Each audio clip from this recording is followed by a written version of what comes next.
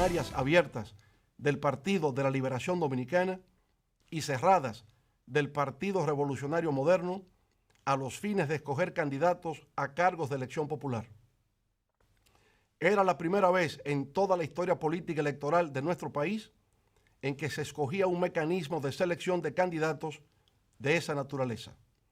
Pero en adición a esa novedad, se encontraba el hecho de que también por vez primera se utilizaba un sistema de votación electrónico o automatizado en sustitución del tradicional uso de las papeletas electorales que se depositan en las urnas.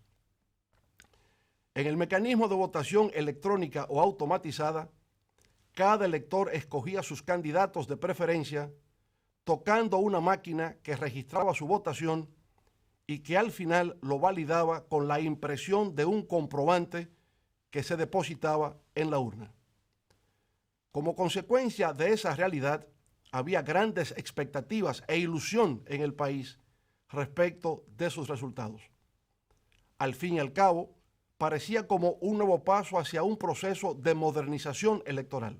Pero como era algo enteramente nuevo, la Junta Central Electoral, al aprobar la aplicación del voto automatizado, en reunión realizada el 31 de enero de este año 2019, sostuvo que sería puesta en práctica como proyecto piloto y que a partir de sus resultados podrá sustentarse en las venideras elecciones del año 2020. Pero en realidad, las elecciones primarias simultáneas del pasado 6 de octubre adolecieron de notables vulnerabilidades, inocultables deficiencias y sensibles irregularidades que afectaron la integridad del proceso electoral. Según el informe de participación ciudadana, se observaron propuestas de compra generalizada de cédulas en el 30% de los recintos. Pero además de compra masiva de cédulas, hubo un desconocimiento del proceso de votación de parte del 27% de los electores, equivalente a más de 600,000 votos. Eso revela de manera preocupante la falta de capacitación de la ciudadanía acerca del nuevo mecanismo de votación. Para el 4.5% de los votantes, es decir, para más de 100,000 personas, las pantallas de las máquinas de votación no permitieron la correcta selección de los candidatos. Eso, naturalmente, arroja serias dudas sobre la integridad y eficacia del sistema automatizado de votación. Según el mismo informe de participación ciudadana, 4.8% de los comprobantes de votación no coincidían con los candidatos seleccionados por los votantes. Eso representó el equivalente a cerca de 110,000 electores. Habría que preguntarse, ¿por qué el funcionamiento de las pantallas de las máquinas de votación no permitieron la correcta selección de los candidatos? ¿Acaso alguien en la Junta Central Electoral se ha preocupado por investigar las causas de esa grave revelación? Hasta donde conocemos, no ha habido información alguna por parte del órgano electoral de que haya esclarecido tan sombría situación.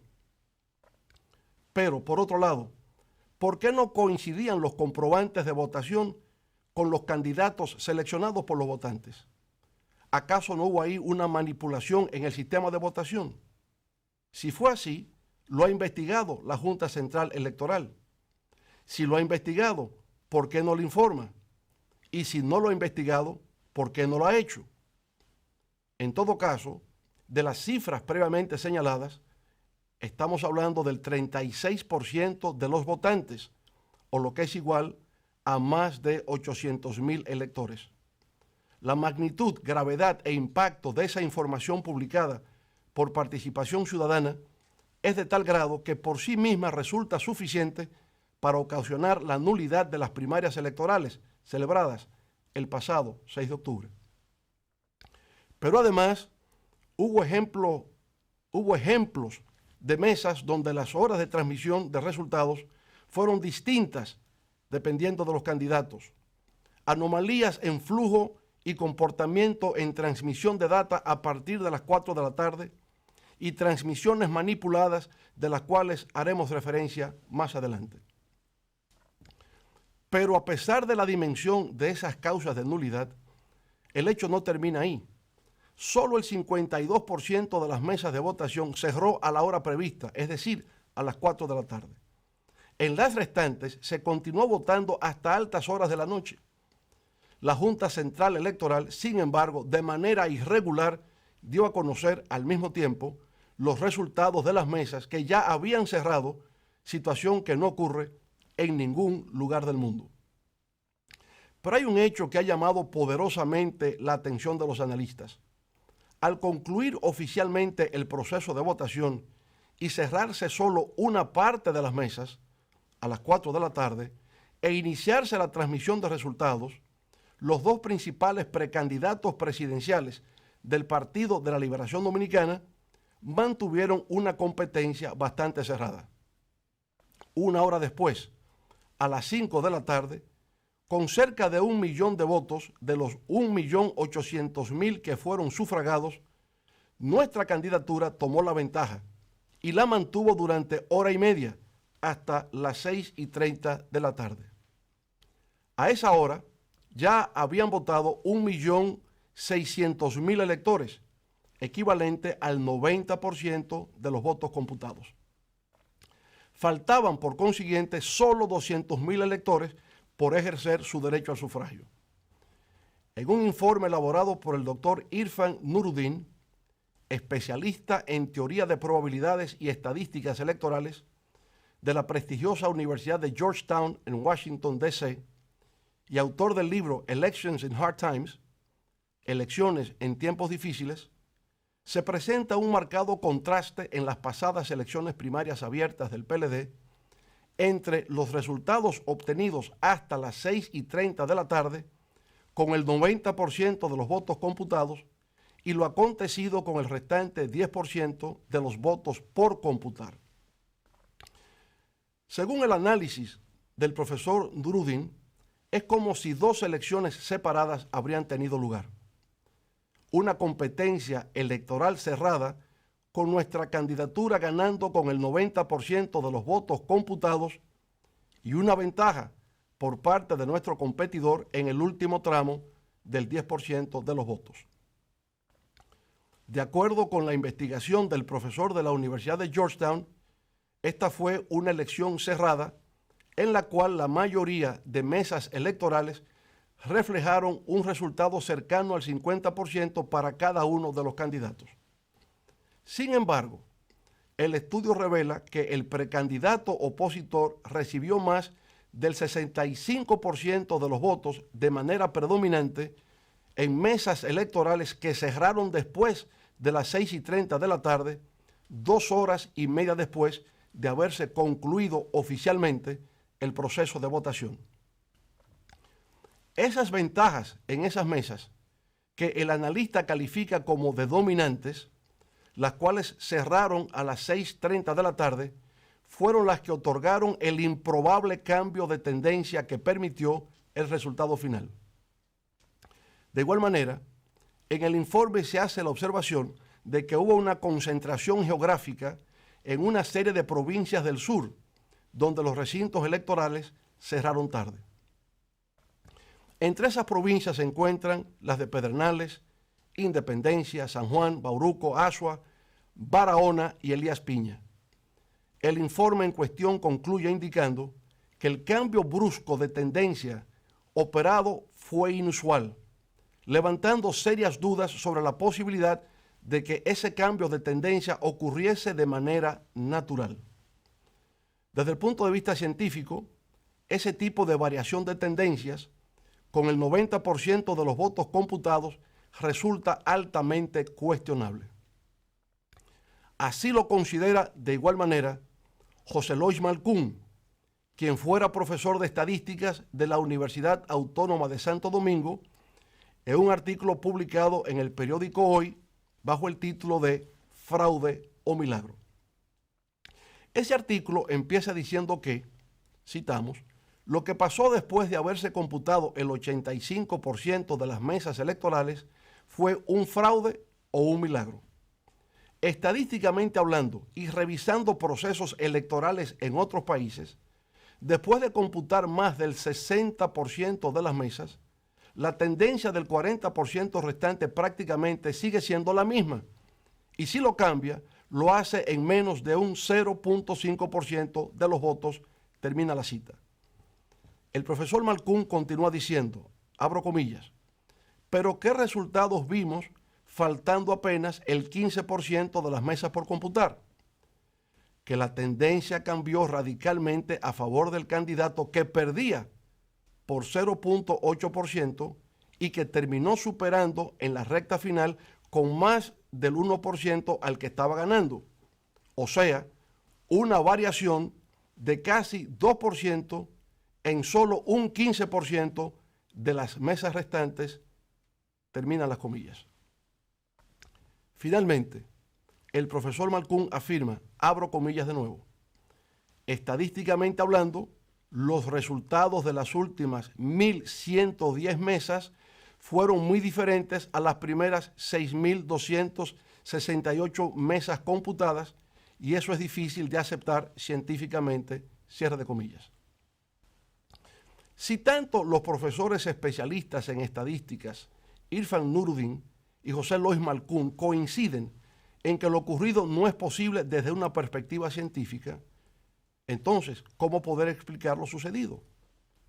Para poner en contexto la naturaleza de este absurdo, debemos partir de la premisa de que este fue un proceso que, de acuerdo con las disposiciones de la Junta Central Electoral, debió de haber tenido lugar entre las 8 de la mañana y las 4 de la tarde, para un periodo total de 8 horas de votación, lo cual equivale a 480 minutos. En consecuencia, para que una mesa de votación generase 400 votos, debió producirse el escenario en el cual dicha mesa se mantuviese de manera permanente y sin pausa alguna, emitiendo un voto por cada minuto durante las 8 horas completas del proceso electoral. ¿Es eso humanamente posible? Creemos que no. Pero esa situación, de todas maneras, se presentó en 175 mesas, en las cuales se produjeron 99.353 votos. De esa cantidad, 56.554, que representan un 56.92%, fueron a favor de nuestro contrincante y solo 40.267 votos, equivalentes a un 40.52%, a favor de nuestra precandidatura. A pesar, insisto, de la imposibilidad humana de lo que estamos hablando, eso incluso resultó hasta poco, pues hubo casos extremos en que se presentaron por lo menos 20 mesas de votación en lugares distantes de la región sur, en las que se emitieron hasta 835 votos.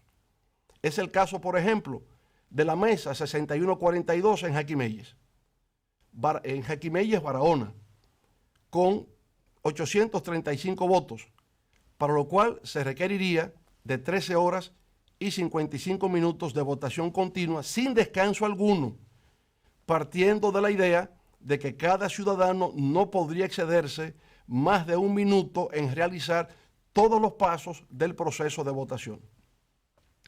De haber sido así, habría que considerar que sin experiencia previa de votación automatizada, Jaquimelles se convirtió en un caso único, singular, de eficiencia sobrehumana en la realización del certamen electoral.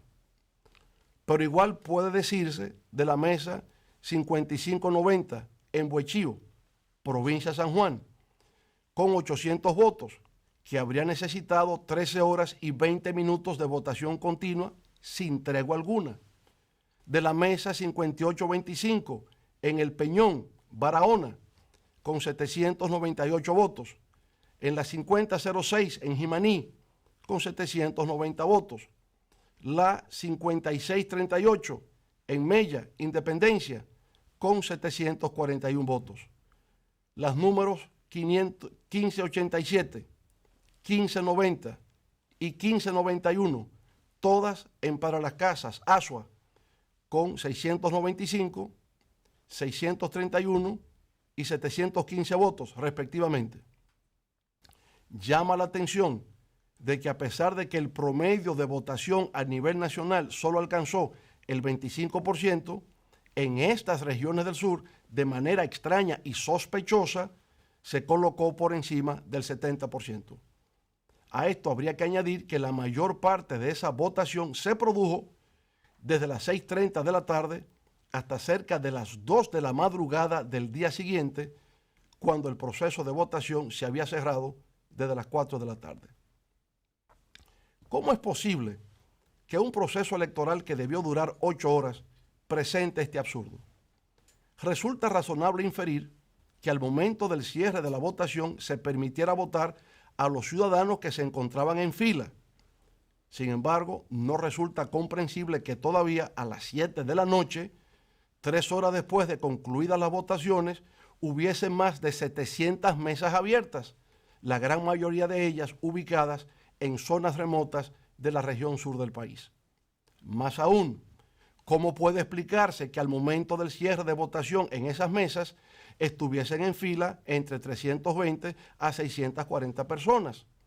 ¿Cómo resulta posible que todas esas personas que estaban en fila votaron todas en un tiempo exacto de 1 minuto y que hicieran esto de forma ininterrumpida durante 3 a 8 horas consecutivas?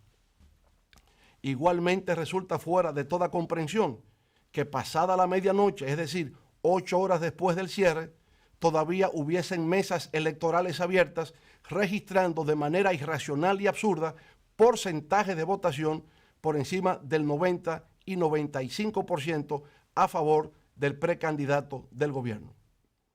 De las 127 mesas con 500 o más votos, el precandidato del gobierno aparece con mayoría en el 70% de las mismas.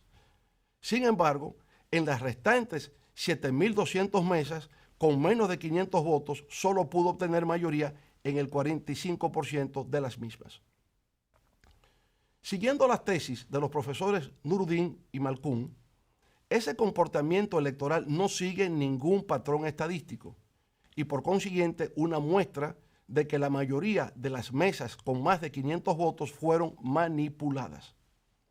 Hasta la fecha, nuestro equipo técnico ha detectado la manipulación de 671 mesas, las cuales representan 707.390 electores.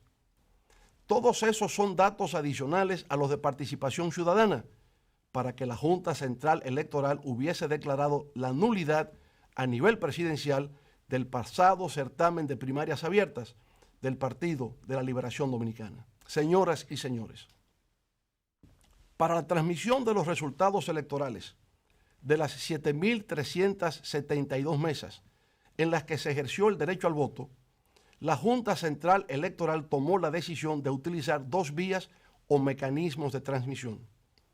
Uno era a través de un módem USB grande, es decir, un dispositivo que codifica información para ser transmitidas sobre un medio particular.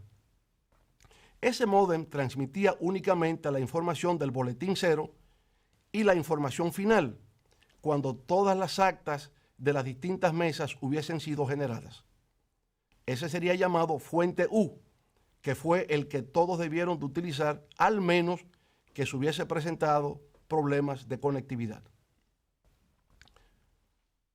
En caso de problemas, de manera excepcional, se habría de utilizar una segunda vía de comunicación a través del código QR, que es un código de respuesta rápida que contiene información, la cual puede ser capturada a través de teléfonos móviles y cámaras fotográficas. A través de dicho código, que sería identificado como fuente Q, se escanearían las actas de votación.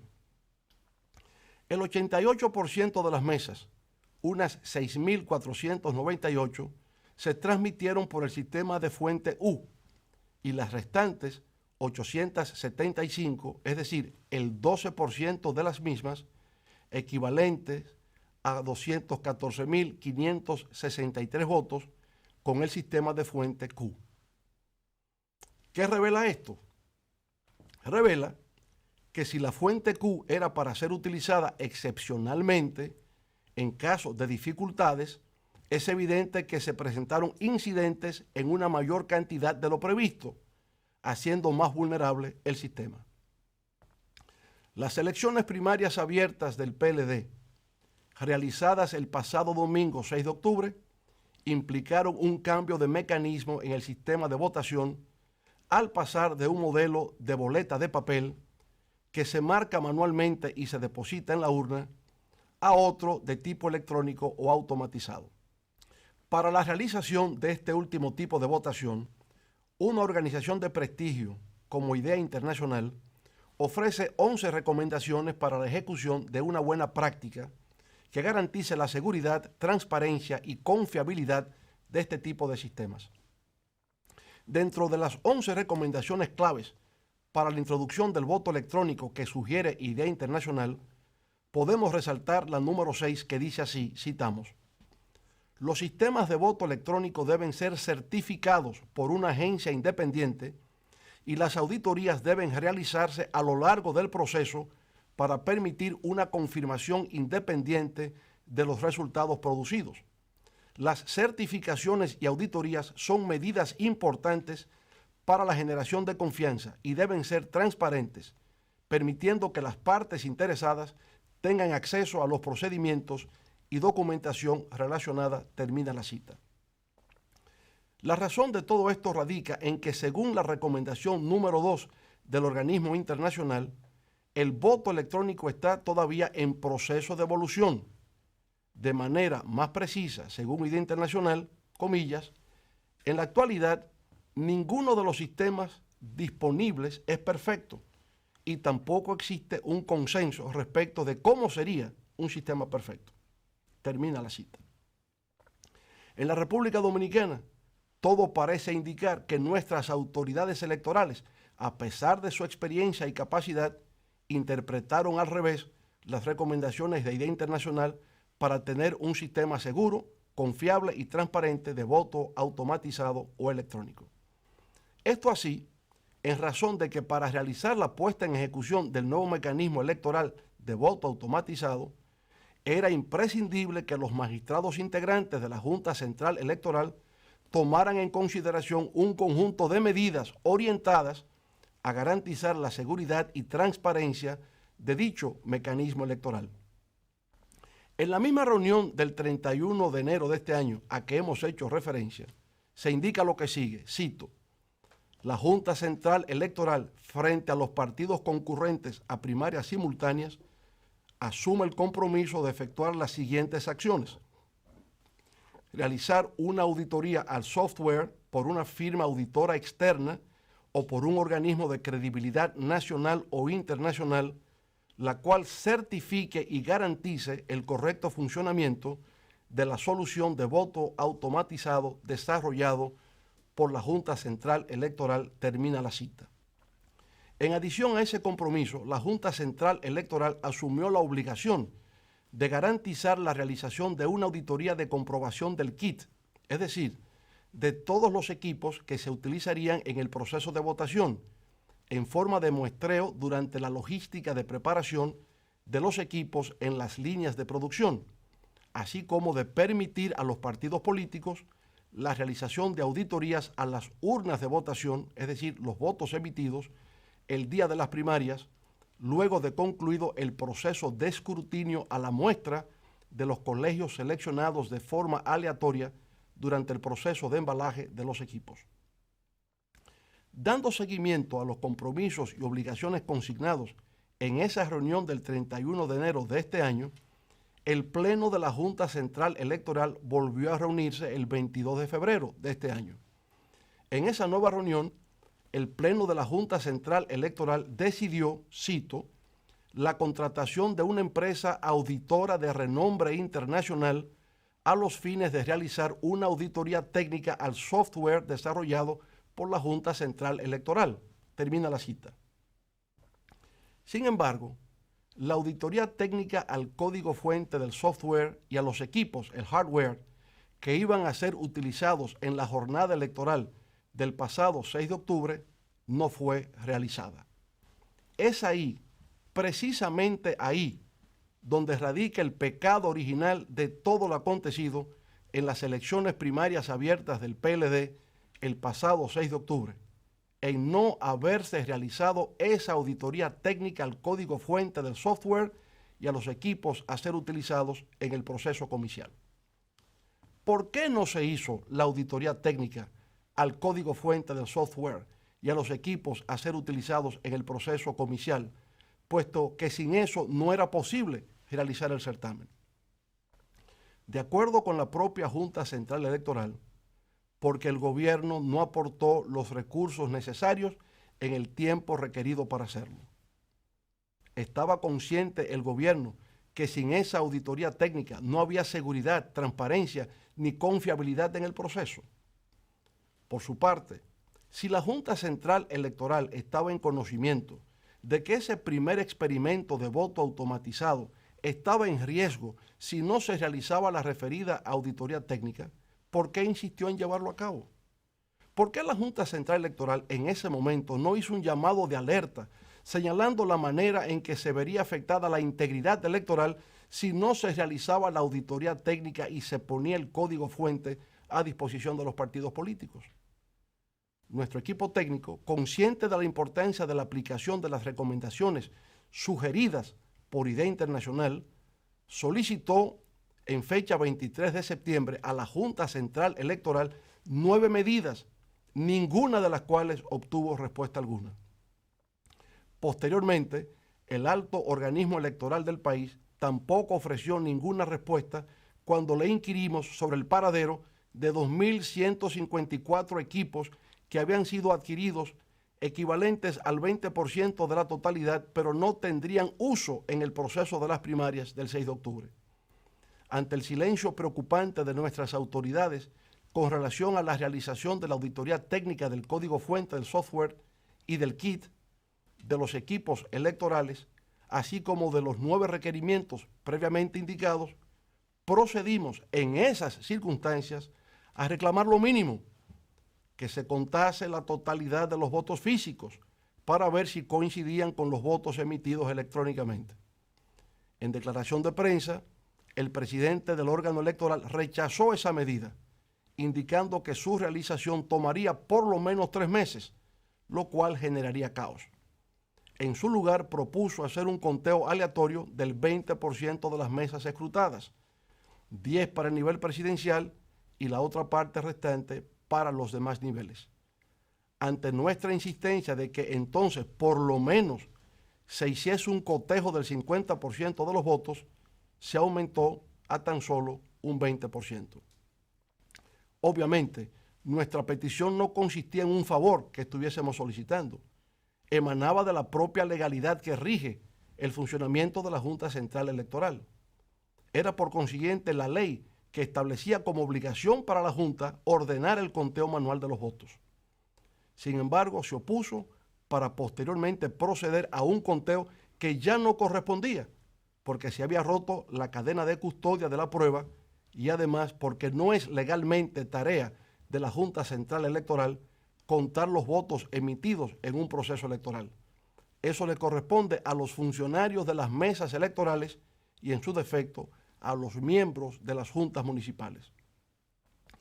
No perdemos de vista que la realización de un proceso electoral por vía del voto electrónico o automatizado es más complejo que simplemente hacer coincidir los votos electrónicos con los votos físicos.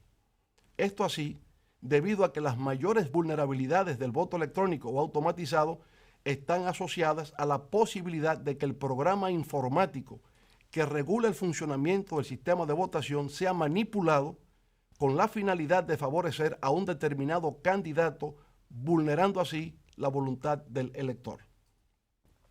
Del mismo modo, es posible que mediante la introducción de un dispositivo externo, por ejemplo memoria USB, en el equipo de votación, se distorsione el funcionamiento del software o programa informático para producir un resultado distinto al que reflejó la voluntad popular. Igualmente, puede producirse una alteración de la voluntad popular mediante ataques o interferencias en el sistema de transmisión de los datos con la finalidad de distorsionar el acta digital en la que se recoge el resultado final de la votación de una determinada mesa electoral. Señoras y señores, Luego de las explicaciones que les he presentado, me permito afirmar categóricamente que durante la realización del pasado proceso electoral de primarias abiertas a nivel presidencial del Partido de la Liberación Dominicana, se orquestó un plan con el deliberado propósito de vulnerar sus resultados y presentar como ganador a quien no obtuvo el respaldo mayoritario del pueblo dominicano. De acuerdo con informaciones que me han sido suministradas, ese plan funesto empezó a materializarse desde el pasado mes de julio, cuando se produjo un incendio en la parte trasera de la sede central de la Junta Central Electoral. En el lugar funcionaba la unidad de inspectoría, la imprenta y 3 áreas de soporte de informática que tenían que ver con documentación, redes y soporte técnico. Al lugar, conforme lo recoge la prensa, se presentaron unidades del Cuerpo de Bomberos, personal del 911 y del Ministerio de Obras Públicas. El motivo del incendio en los almacenes que contenían viejos equipos, según revelan las fuentes, era el de disponer de una excusa para acceder a verificar si los equipos nuevos, los cuales servirían para las elecciones primarias que acaban de efectuarse, habían sufrido daños a causa del siniestro. Pero la intención verdadera de la acción era la de obtener las llaves criptográficas de validación de interconexión de los equipos de votación. En forma concreta, el acceso a los módems USB, para de esa manera interceptar la información o la data que se transmitiría a la hora del cierre de las mesas de votación. Se intentaba capturar la información de los votantes. Esto así con 2 propósitos. Primero, el de recibir la información de cierre de las mesas y transmitirla con alteraciones en la data o información. Y segundo, para crear una base de datos de toda la información interceptada con los nombres y apellidos de los votantes, cédula de identidad y electoral, hora específica en la que ejercieron el sufragio y el recinto donde se produjo la votación. Si bien el primer objetivo del plan era el de provocar la alteración de resultados, como hemos dicho, el segundo implicaba la vulneración de las urnas, en caso de que se produjese un conteo manual de los votos emitidos por las máquinas de votación. Las aplicaciones del código QR fueron vulneradas en su aspecto interno y externo en su recepción de la data hacia los servidores de la Junta Central Electoral. Esto último quiere decir que esa data fue fragmentada en varias transmisiones, las cuales fueron hechas en tiempo real, como en rueda de prensa explicase recientemente el compañero ingeniero César Fernández. Esa transmisión fragmentada de la data ocasionó que la misma fuese recibida también en bloques fragmentados, a medida que los interceptores pudieron consolidar los datos y por medio de su programación construir una nueva estructura de datos favorable al precandidato del gobierno. Como consecuencia de esas acciones de fragmentación de transmisión de la data, 875 mesas electorales fueron afectadas, lo que representa el 12% de la totalidad de las mesas, que fueron las que finalmente, como hemos dicho, produjeron el cambio inusual que no encuentra explicación como acción humana. Según nuestras fuentes, en las acciones delictivas que condujeron al fraude electoral cometido el pasado domingo 6 de octubre, en las elecciones primarias abiertas del PLD, actuaron varios frentes. Un primero que se registra desde un hotel ubicado en la zona turística de Punta Cana, pero que realmente operó desde un punto que podemos ubicar con precisión de la carretera del Coral. Ese grupo interceptaba, alteraba y transmitía la información adulterada a la Junta Central Electoral. Un segundo frente estuvo operando en el cuadrante comprendido entre la avenida Abraham Lincoln y las avenidas Charles Sumner hacia el norte y José Amado Soler hacia el sur. Desde ese perímetro se registró durante el día del pasado domingo 6 de octubre un desacostumbrado y sospechoso volumen de transmisión de data dirigido hacia los servidores de la Junta Central Electoral. El tercer frente funcionó desde una villa de Casa de Campo en La Romana, bajo la dirección de un reconocido hacker de nacionalidad india, autor de varios manuales sobre cómo realizar esas prácticas delictivas. Conocemos con precisión el lugar exacto desde donde se perpetró este hecho y la identidad precisa de este siniestro personaje, así como de sus socios en la República Dominicana, y estamos dispuestos a revelar sus nombres a quienes vayan a realizar la auditoría técnico-forense con acompañamiento de los Estados Unidos, la Unión Europea y la Organización de Estados Americanos, OEA, a los fines de que sean investigados, establecer sus responsabilidades y conducirlos a la justicia. A pesar de nosotros haber solicitado al Tribunal Superior Electoral una suspensión del conteo de los votos hasta tanto la Junta Central Electoral lleve a cabo la auditoría técnico-forense que por escrito le hemos solicitado, el órgano electoral procedió, sin embargo, al cómputo final de los votos y a la proclamación del precandidato del gobierno como ganador de los comicios abiertos del pasado 6 de octubre. Eso, a nuestro juicio, constituye un error. Esa acción ha creado la impresión de que se quería poner fin rápidamente a todo cuestionamiento de lo que aconteció en el proceso electoral del pasado domingo 6 de octubre. Pero ha sido un error, además, por haberse realizado sin que previamente se haya conocido de la auditoría técnico-forense que hemos solicitado. Ha pasado una semana desde que ese crimen ocurrió. Cada día que transcurre representa una oportunidad para continuar borrando las huellas de ese hecho delictivo. Nuestra lucha no es por una candidatura presidencial. Nuestra lucha es por devolverle dignidad a la política. Es por el fortalecimiento de nuestras instituciones. Es por la consolidación del Estado de Derecho. Es por el respeto a la Constitución. Nuestra lucha es, sobre todo, por la supervivencia de la democracia en la República Dominicana. Convoco para mañana lunes, 14 de octubre, a todos los hombres y mujeres patriotas que así lo deseen, a acudir a una manifestación pacífica ante la Junta Central Electoral para exigir que se investigue a plenitud e inmediatamente este crimen bochornoso que ha enlutado a la República y ha indignado a la inmensa mayoría del pueblo dominicano. Será en el transcurso de los próximos días cuando haré referencia a la situación que actualmente concierne al Partido de la Liberación Dominicana. Muchas gracias. Buenas noches.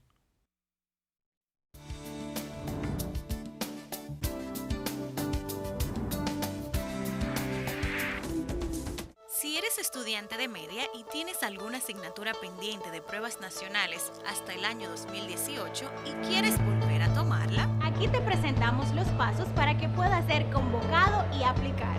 debes entrar a www